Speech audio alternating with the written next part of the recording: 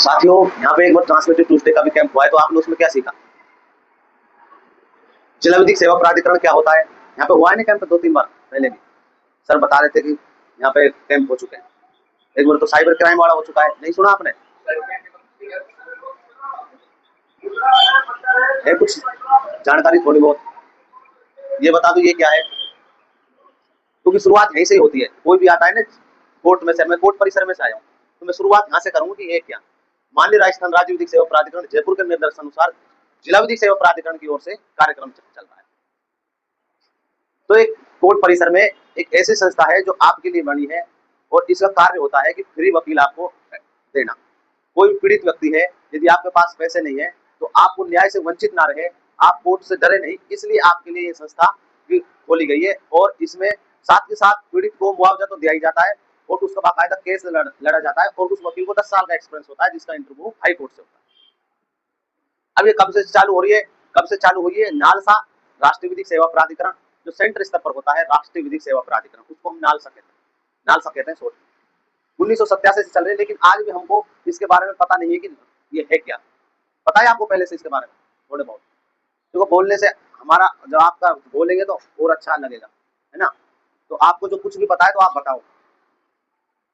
तो नालसा राष्ट्रीय विधिक सेवा प्राधिकरण 1987 चल रही है और 38 साल हो गए, लेकिन लोगों को इसके बारे में जानकारी नहीं।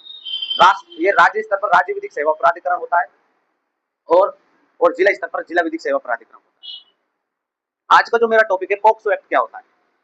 देखो, आप देश के भविष्य हो और देश आपसे मजबूत होता है। यदि आप सुरक्षित हो तो देश सुरक्षित है, आप मजबूत हो अपने अधिकारों के प्रति तो देश मजबूत है। तो आप ये बताओ, क्योंकि सोशल मीडिया से बहुत ज्यादा अपराध हो रहे हैं, क्योंकि हमसे आपसे एक समाज बनता है और हम ही आगे चल के अपराध करते हैं, तो हमें पहले से जब अपराधों की डर हमारे अंदर आ जाएगी कि हाँ ये अपराध इस किस्म का है, अगर हम ऐसा करते हैं तो हमें इतनी सजा, तो अपराध ऑटोमेटिक नहीं होंगे। तो हमारा कार्य होता है आपको जागरूक करना, आपके क्या अधिकार है। अब आप बताओ बच्चों के अधिकार क्या होते हैं और पॉक्सो एक्ट क्या होता है? इन दोनों में से आप कुछ भी बताओ, कुछ भी मालूम हो। बच्चों का अधिकार बताओ। नहीं है मालूम? बता, नहीं है, आप बताओ। ये बहुत बिल्कुल बेसिक सी नॉलेज, आपको जानकारी नहीं है, बहुत बुरा लगा जी। क्या? थोड़ा तेज बोलो। बाल मजदूरी कराने पर बिल्कुल। कितनी उम्र से कम बाल मजदूरी? 14 वर्ष से। 6 से 14 साल के बच्चों को हमें फ्री में गवर्नमेंट पढ़ाती है। यदि इस 14 साल के कम उम्र के बच्चों पर हम मजदूरी करवाते हैं तो वो एक अपराध है और उसमें सजा मिलती है। अब मौलिक अधिकारों के बारे में आप थोड़ा बहुत जानते हो, हमारे कितने मौलिक अधिकार है? 6। तो बताओ मौलिक अधिकार कौन कौन से 6? जी, समानता का अधिकार, बोलो बोलो, बहुत बड़े प्रयास कर रहे हो जी।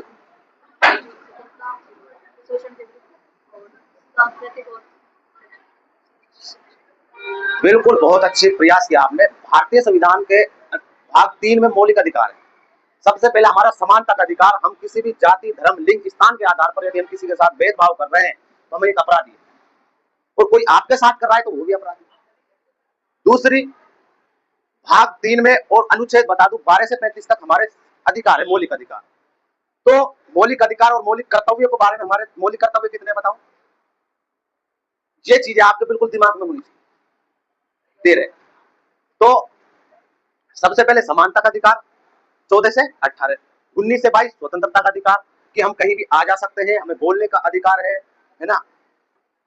और शोषण के विरुद्ध अधिकार, मानव तस्करी, बाल अपराध जो इसमें आ जाते हैं 23 से 24, इसमें आ जाते हैं बच्चों के अधिकार कि यदि आप 14 साल से कम उम्र के बच्चों पर मजदूरी करवाते हैं तो एक घिनौना अपराध है। और उसमें ही शिक्षा का अधिकार है कि हम 6 से 14 साल के बच्चों को निःशुल्क पढ़ाएं। अब धार्मिक स्वतंत्रता का अधिकार, इसमें धार्मिक स्वतंत्रता का अधिकार हमारे मौलिक अधिकार है। और शिक्षा एवं संस्कृति का अधिकार हमारा मौलिक अधिकार है। संवैधानिक अधिकार जो इनका ढांचा है, जो इनको मजबूत कराता है, जो इनके साथ अब इनकी कोई सुनाई नहीं करता है, तो एक संवैधानिक अधिकार हमारे पास, इनका सबका हेड। तो ये ऐसे ही हमें मौलिक कर्तव्य। तो मैं पूछ रहा था कि पॉक्सो एक्ट क्या होता है, आज हम इस पर बात करें। एक तो होता है गुड टच और एक होता है बैड टच। जानते हो, गुड टच का मतलब होता है कि सम्मान के तौर पर आपके माता पिता, आपके शिक्षक आपको टच करें, और बैड टच होता है कि गलत इरादे से आपको टच किया जा रहा है तो आपका उसी टाइम अधिकार है कि आप अपने माता पिता शिक्षक को सूचना जरूर करें। यह होता है बैड टच। आपको जिंदगी में सहना नहीं है ऐसे अपराध, ये अपराध है। दूसरी बात, पीड़ित व्यक्ति कौन होता है, कोई बताएगा? पीड़ित पीड़ित व्यक्ति वो होता है जिसके साथ अपराध होता है, वो एसिड अटैक हो या यौन शोषण हो या किसी भी तरीके का अपराध हो, मार कुटाई हो उसके साथ, तो वो क्या है, पीड़ित है। और पीड़ित के साथ हमेशा तत्पर, अपराधी के साथ नहीं, हमेशा साथ रहता है, क्या, जिला विधिक सेवा पर पीड़ित को मुआवजा तो देता है और बाकायदा उसका केस भी लड़ता है। तो पोक्सो एक्ट मैं बता रहा था कि पोक्सो एक्ट होता है यदि किसी के साथ यौन शोषण होता है और वो 18 साल से कम उम्र है तो वो क्या है, पोक्सो एक्ट की श्रेणी में आ जाता है। और जिसकी सजा बड़ी खतरनाक है, जिसकी सजा है 20 साल की तुरंत। और ऐसे अपराधों से हमेशा हमें डरना है और बहुत ही घिनौना अपराध है। और पोक्सो एक्ट में जो मामले आते हैं वो आते हैं 18 साल से कम उम्र के बच्चों के। तो इंटरनेट के माध्यम से और बच्चों के साथ जो अपराध हो रहे हैं ये कम हो, इसलिए पोक्सो एक्ट लाया गया है। क्यों? क्योंकि इसमें इतनी खतरनाक सजा है, 20 साल की डायरेक्ट और आजीवन कारावास पर। ये नहीं हम तो छोटे 18 साल से कम है, हमको सजा नहीं होगी। बनाया इसलिए गया है कि आप बच नहीं सकते, यदि आप भी अपराध कर रहे हो तो आपको सजा मिलेगी। जुनाइल कोर्ट में बच्चों का कोर्ट होता है, उसमें आपका केस चलेगा, सुधार गृह में आपको जेल हो जाएगी, सुधार गृह में उसको बच्चों को डाल दिया जाता है। तो ये अपराध कम हो, इंटरनेट के माध्यम से आज बहुत ज्यादा अपराध हो रहे हैं। मैं हेल्पलाइन नंबर यहाँ पे लिखूंगा बोर्ड पे लास्ट में, सभी नंबर आपको नोट करने। तो ये होता है पोक्सो एक्ट। अब बताओ पोक्सो एक्ट क्या होता है, कोई बताएगा? बता दिया मैंने, बता भाई क्या बताया मैंने? जी, तबीयत खराब है, तू बता।